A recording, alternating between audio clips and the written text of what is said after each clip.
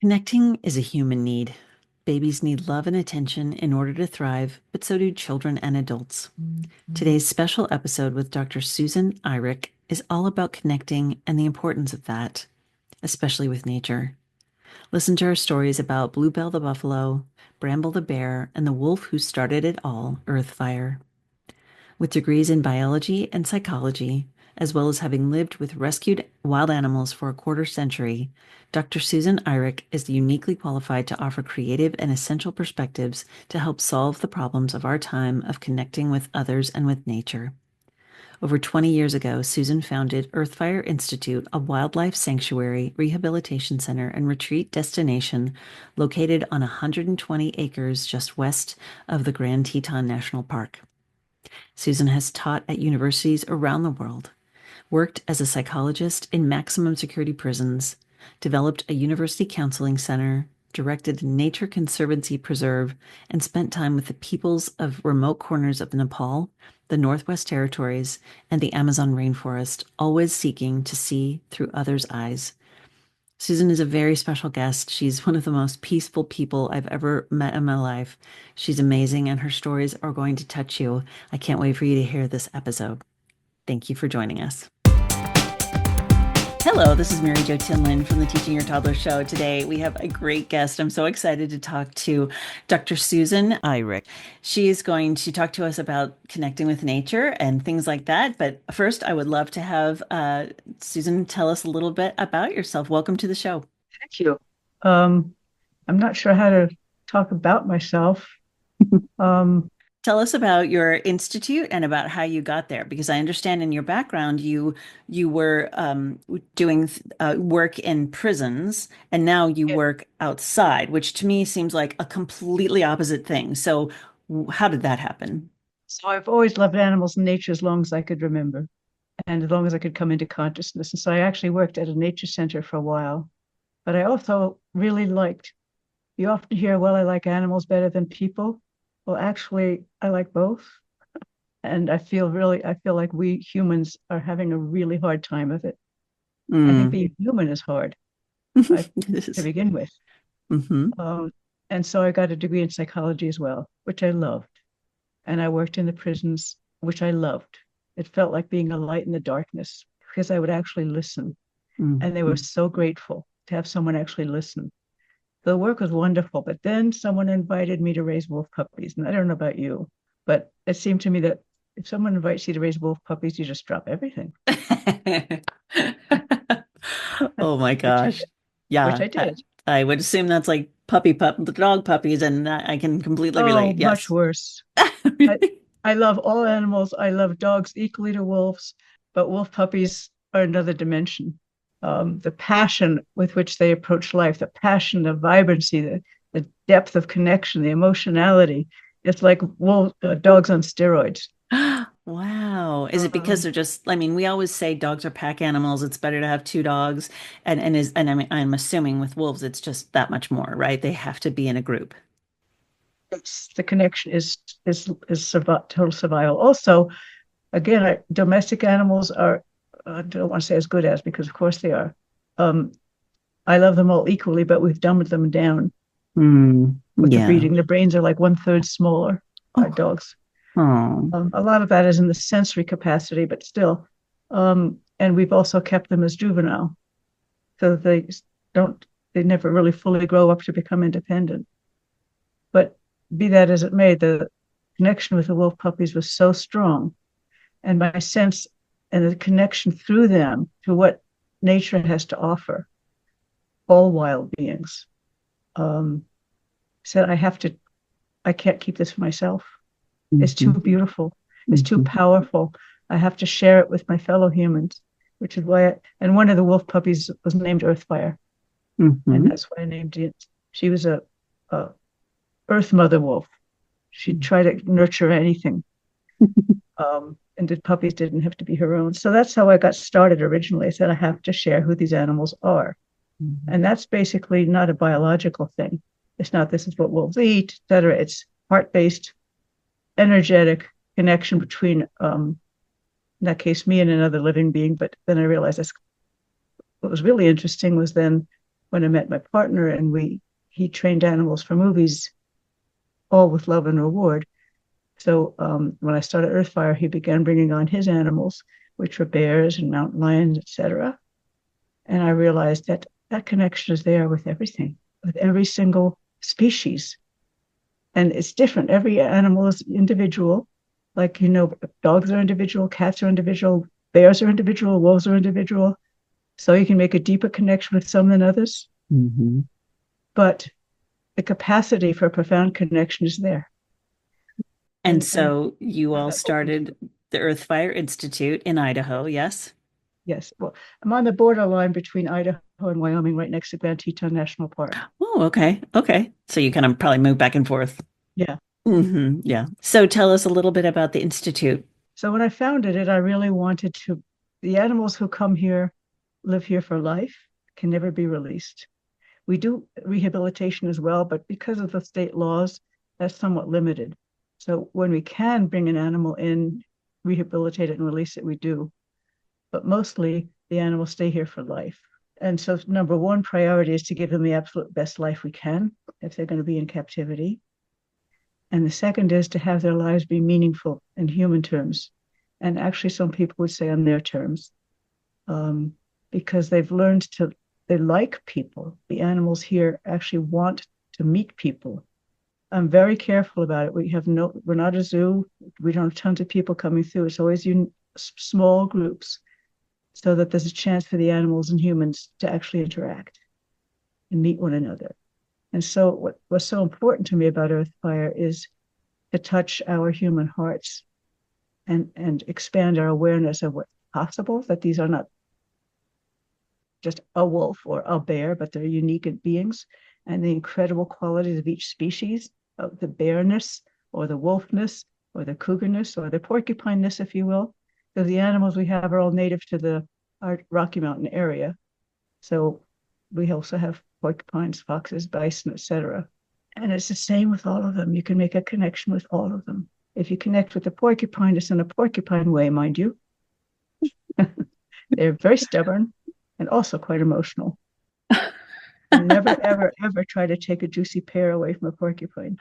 So basically, I started the Institute in order to help us humans and animals, wild animals, connect in a way that is not common and usual, so that we begin to, both our lives are vastly enriched by knowing the quality of the beings that are on this earth with us. Mm. And we also hopefully move to safe habitat for them. So that's And the fundamental goal. that is fascinating. And I love how you have the bareness and the cougarness. I'd love to hear more about that. But when you say that makes their life meaningful, how do you define that, or how is that defined? Well, there you get into something that's a little bit more touchy. Um, they really like interacting with humans. They like it. They come up to you. They show off for you. All you have to look at is one of the videos of our bears splashing in the pool when he has an audience, quite different from when he doesn't. So that the capacity here, because of the deep respect and connection that we have with them, they now understand on some level, on their own level, a porcupine way or a bear way, whatever, that a connection with humans is possible. And then interesting things happen. Interesting things in terms of insights, in terms of healings. We've had amazing healings where an animal has received healing, energy healing from a human and been healed. There's a video online that shows that, called Energy Healing Wolf, where a wolf who was paralyzed, not semi-paralyzed, she had the equivalent of epilepsy and was completely healed from energy healing. You see it. Because that part's not so touchy. It's that because you can see it. And I have the medical records and the medical records of how a bear responded to this kind of work also, because wild animals are incredibly sensitive to energy. They have to be to Mhm. survive. And so often Western medicine is like a hammer, and they're very responsive to a gentler energy medicine. And then they're grateful. Mm. Just like a whale coming to thank someone who's disentangled them. There's a capacity for gratitude. There's a possibility of us having genuine community with wildlife. They are grateful. And most of you, most of us will realize that animals are curious about us. They're afraid for good reason. But if they're not afraid, If you sit quietly in the woods, they'll start to come. They can't help it because they're fascinated, just as we are. So we want to connect. If Hmm. we don't understand that it's, I wouldn't say it's safe to connect because sometimes it isn't. So you have to use your senses about you. Altogether, the way I see it is that life recognizes life. We're Hmm. fascinated by life. We're fascinated by each other when we feel safe. And one of the things we have the capacity to do is have the animals feel safe.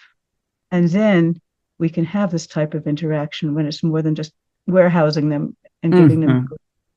And all that the stuff that, differentiates you from the wild, right? Like, so people yeah. shouldn't be going out and trying to communicate with a bear in the wild because I wouldn't they don't recommend feel petting a safe out there, bison. right? No, I wouldn't recommend petting a bison in the wild. Mm. But bluebell or bison loves it. Aw. But again, it's it's because she's here. So we can keep, so I guess my long answer is because they're safe, aspects can be brought out in them and Mhm. expressed in them as well as us that isn't possible in the wild. Mhm. So it's never good in my mind to have an animal in captivity. But if it is, then you do the best you can to make it meaningful for everybody, and that meaning the animals and the people, and for them to act as ambassadors, which also is important. Like, oh my God, I didn't know a bear could be so gentle. Oh my God, this bison is desperate to have their back scratched. Um, or yeah, so it's so in the larger sense, they're acting as ambassadors for their species in order. So I never let a visit go without talking about conservation and saving land. Mhm. So the animals are here are an emotional connection to their species. We need to save land for this animal, that animal, etc., plus the larger reason for saving habitat for Mhm. them. So they act as ambassadors for their species. So that's a purpose which they may or may not understand, but they do understand the joys of being able to interact with humans. We have a completely ridiculous wolf, and I mean ridiculous in the best possible sense. Sometimes just this is a wolf, wants to be picked up and carried back. Like a little kid. So the so it brings elements out in them that they can't express in the wild because in the wild, survival is so paramount. Right, right. That's the number one priority. Yeah. Yeah, so other elements of them can develop and express themselves. Hmm. Hmm. Again, safety is paramount for all of us. That's why we're scared of animals. We don't understand who they are. Hmm. Be a lot Hmm. less reason to be scared if we understood them and could read them. This Right. one's safe. This one isn't. This one's safe now and won't be later. I'm curious about the energy. I'm tracking with what you're talking about, and I'm very actually just recently became very interested in this whole like idea of just our molecules have they hold energy, and I believe our health is based on our energy and all of those things. I believe that, but how can you sort of explain this to someone who may not understand those kinds of things, like energy fields and things? If they have a dog or a cat, they're instinctively reading them Mm-hmm. Right. without realizing it. It's nothing more mysterious than that. And it's and we're taught not to know what it is and not understand it. Hardcore science as opposed to good science in my mind. But we all have that capacity. Why Mm-hmm. is it tune into why is it that you feel good when you're gardening? Why is it that you when you're upset you go to the woods? Mm-hmm. Mm-hmm. Why? Mm-hmm. So if you start questioning those things, you tune into that energy quality very quickly. Mm-hmm. Mm-hmm. I think, and that's what I would love to continue to talk about as because the notes I got for our for this show prep were about slowing down and to tune in. And so it goes into kind of what we're talking about there. I was thinking about that the other day. My son took our dog to the dog park, and I just realized as I walked in the house, the energy was different in the house because the dog's not here, right? Like it Right. does feel different when there's another creature in the house, if it's a person or a dog or whatever, but I could tell the Yeah. difference in the energy. So you have some ways to sort of slow down and tune in for people that because they probably can't come out to Idaho, maybe some can, but for people that can't, what are ways that they are able to slow down with themselves and with their families?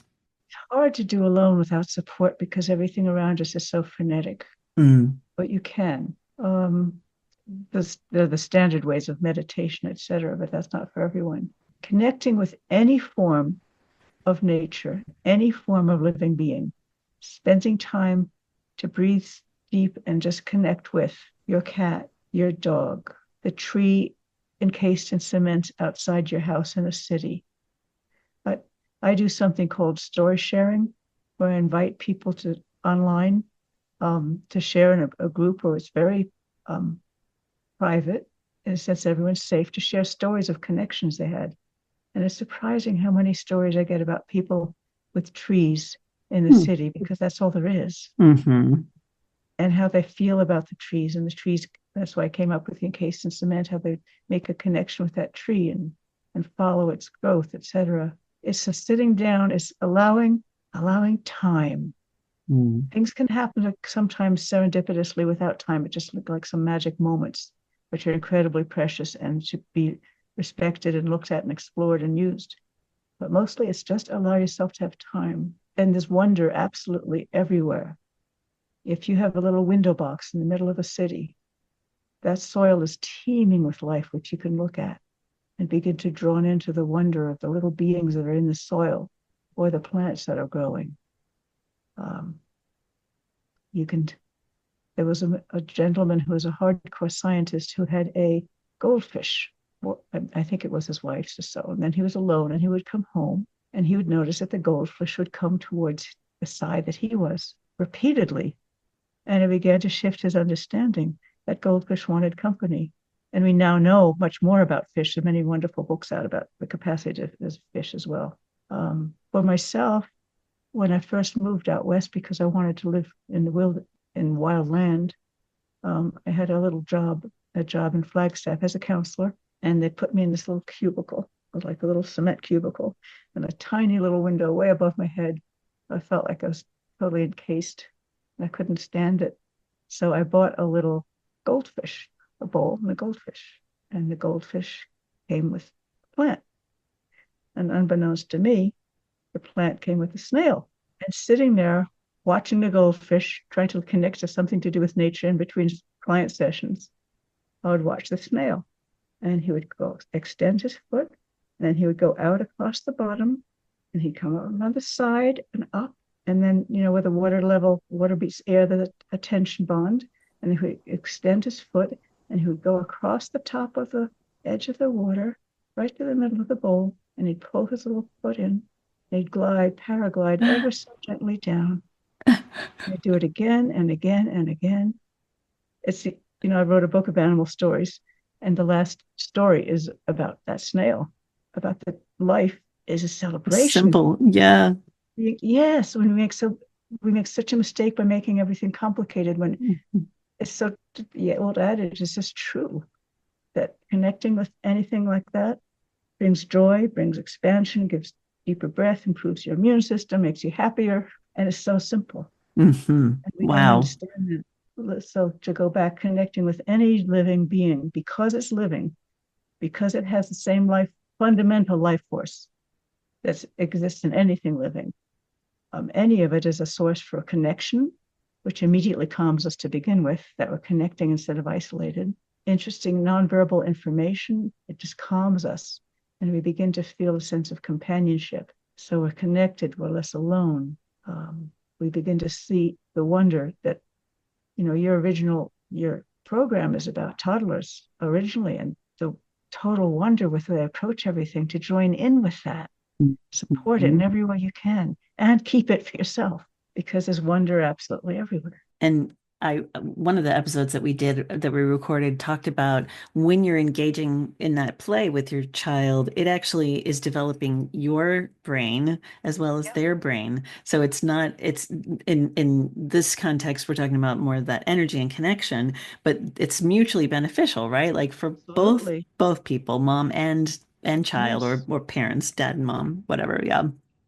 Don't deprive yourself of that by letting your kid grow up on a device. Oh my goodness. I know. Don't I was thinking deprive about that. yourself.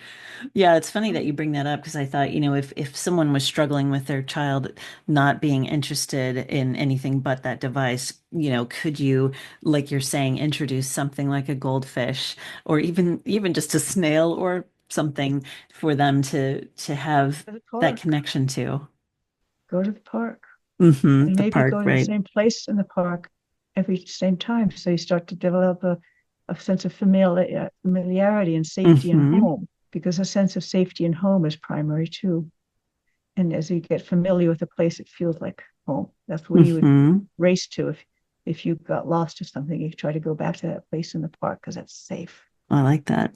And the trouble with the devices is they're addictive because the basis of addiction is giving us the illusion of the thing that we're looking for. Mm, that's well And so said. Yeah. it gives us the illusion of connection, but it doesn't Hmm. actually nourish us. And so we're desperate and empty and lonely and addicted. But when you connect with any living being, that's not an illusion. That's a real nourishing of the brain, of the body, of the immune system, of everything. And it's such a joy to be connected with other living creatures. Yes. You wander around constantly in a sense of companionship and interaction. Yeah, and you think about even like just having dinner with someone or together as a family, right? That connection and just the energy together, that feeling. I think sometimes, like you were saying, people have just lost that, and even don't crave it necessarily. They're craving that fake connection that they We get actually from. crave it, but don't know it. We Yeah. think we're getting it, but we Hmm. don't know what we're missing, which is the biggest tragedy. Yeah. What would you say to somebody if they say, "Well, I'm an introvert, whatever." Like how does that relate? Not at all. It's just like introverts connect to animals easily, Yes, for example. And right. you've talked about dinner around the table. Yes, obviously we're human, and therefore the human connection is the easiest and strongest and the most Mhm. immediate and most obvious. But it's actually not enough. Hmm. And what we're taught is that it's all you need. But we are of nature and we're embedded in nature. What was it Chief Seattle said? If all the animals were gone, we'd die of a great loneliness of spirit. Oh.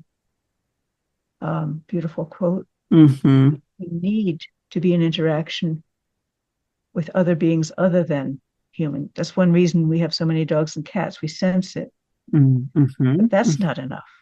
Hmm. Partly because they're domesticated, and partly because there's a whole universe of living beings out there, Hmm. and we're of the earth. I know. I feel such a little, this is really small, but even in just in our backyard, if I see a toad in the summertime and I think, oh, I've made conditions that are good for a toad to be in my yard. I'm so happy, right? Like it's just such a little Absolutely. gift, I think. No, I don't. I don't. I would take away the word little. You're minimizing the importance of the connection, Hmm. Hmm. and from that toad's point of view, it's a big deal. Hmm. Right. Yes. Yeah. We were gifted with baby possum. I mean, I live in the suburbs, but we had baby possums, we had baby squirrels, baby bunnies and owls, of course, then. So we have lots of things that you might not think about having in like the middle of a suburb, but there are lots of little places to look. You can't escape it. In the cracks of the concrete, it's Hmm. in the clouds above. It's in the trees and the plants, the grasses. It's everywhere. It's so good. Tell us a little bit more about the book.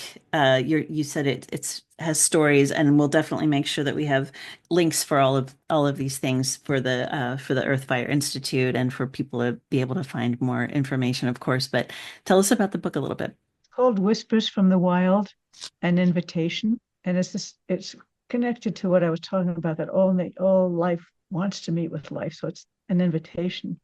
But what it is a series of stories of animals I have lived with and experienced here. The wolf who recovered completely, the bear who recovered from paralysis completely, the connections that we can make, the joys of walking a badger.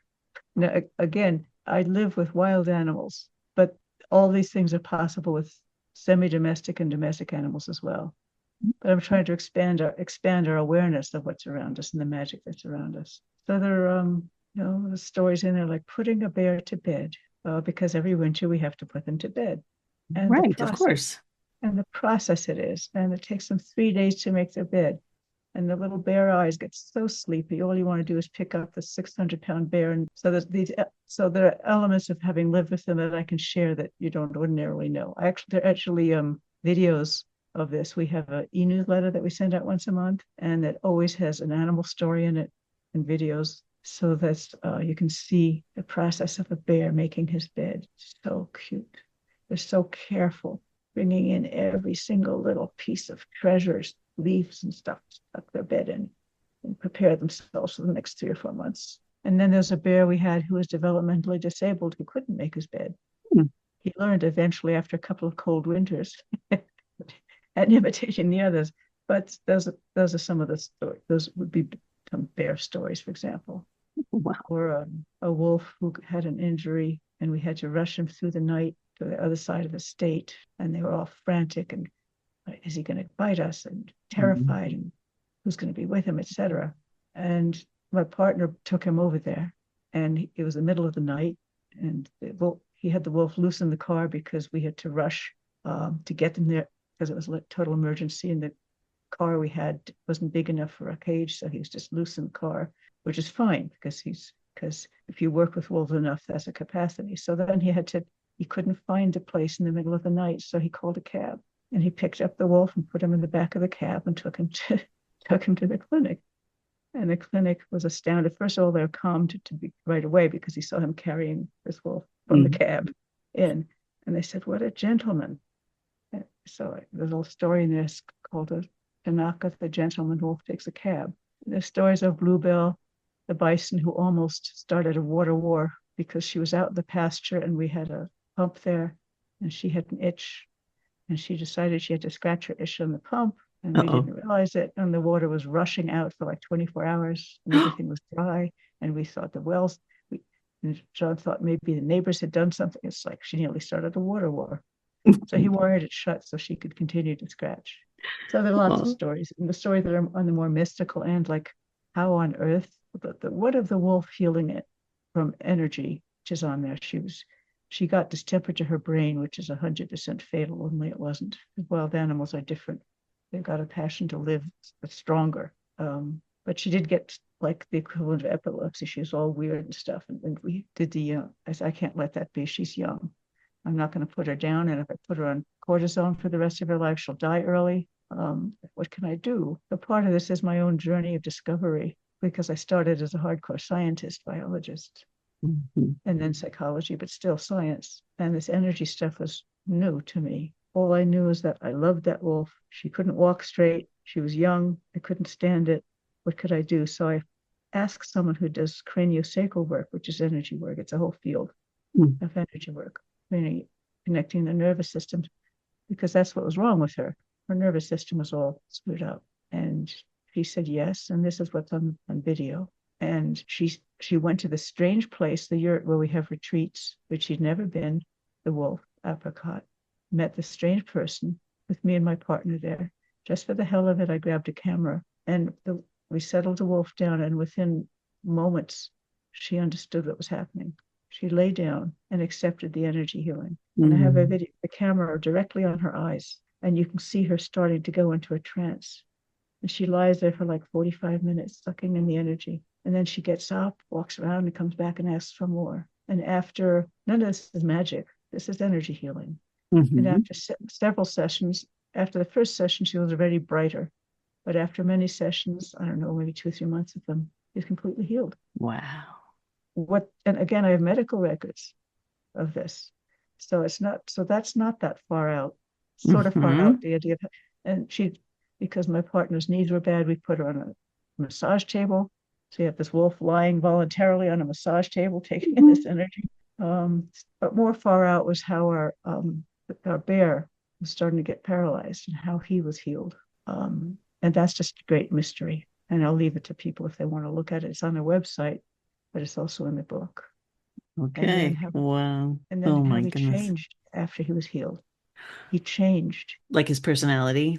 Yeah. Hmm. Just a normal bear, friendly, but normal bear, because bears aren't innately aggressive unless they feel the need to be. after that, there was something about him, and I would never say anything to people who'd come to visit, and they would meet him and they couldn't tear themselves away. It's not everybody, obviously, but often enough they couldn't, and they'd sometimes just burst out crying, and they couldn't explain why, except something important had happened, some kind of interaction from this bear whose face was so gentle. Mm. It's just so gentle after he was healed. And a woman Oh. who does animal communication, we asked her about it, and she said after humans helped him, which is part of that whole story, he began to have the understanding that there was a connection possible between humans. They really could have a connection. Humans really could help. And the same thing happened with the cougar. Dramatic change once he felt like he was seen and safe helped. So I think a lot of the problems that we have, and this may seem far out to people, but I'll stand by it, just like we need to be seen and recognized in order to bloom and grow. Babies who aren't seen and recognized develop all kinds of problems. Of life in general. If the animal is seen for who it is versus our idea of it, it feels the energetic connection of being seen for who it is rather than our idea of it, and responds in kind. Well, that is very profound. And what kind of life might we have if we knew that? That's why I can't stop. I can't stop sharing this. Yeah. So beautiful for everybody. Well, I'm glad that we can hopefully share this with people that are listening to the show to have them learn a little bit more about what you've described. I mean, this is so amazing, these stories, and I can't wait to read more, to look at the videos, and we'll again make sure that everybody has links so that they can find you if they want to sign up for the newsletter and things like that. It sounds like they could really learn a lot, and really just like slowing down and connecting and all of the things that you just described. Speaks to us deeply. Right. I mean, just in this time with you, it's like spoken to me like it's amazing. My head is just spinning to think about all the like incredible stuff that you just described.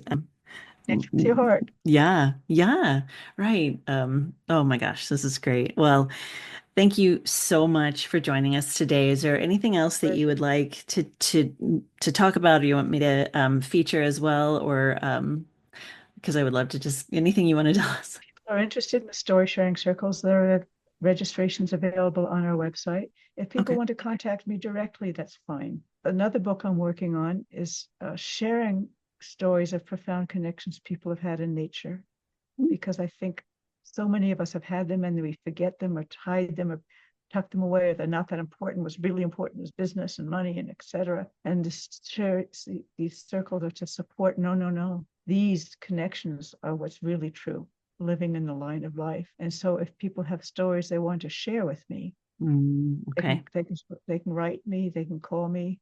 I'm actually trying, I don't know if it's going to be possible, trying to make a documentary of inviting people around the world to share these stories.